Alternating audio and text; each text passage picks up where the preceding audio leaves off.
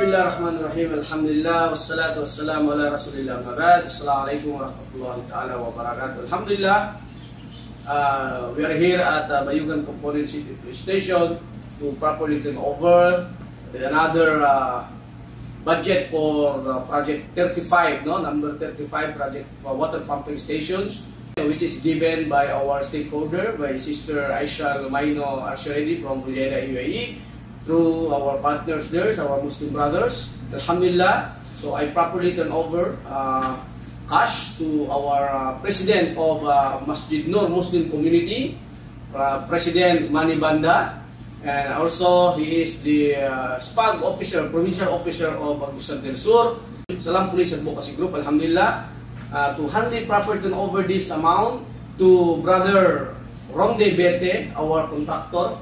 Please give it rest to our worth of 14K. Alhamdulillah, this is 35 project of our Project Shukran, which is sponsored by our stakeholder, Sister Aisha Lumaino Al-Sharedi. Thank you so much, Sister.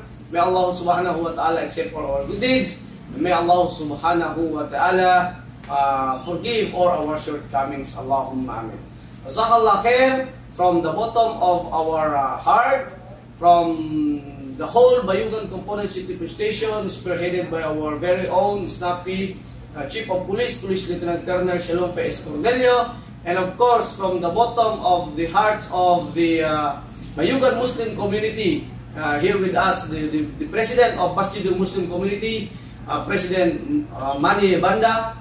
We are very thankful to you for your generosity, for always trusting Bayugan Component City Police Station, for always trusting Salam Police, and for always trusting Salam Police Advocacy Group in facilitating your project. Jazakallah khair wa ba'du. Assalamualaikum warahmatullahi taala wabarakatuh.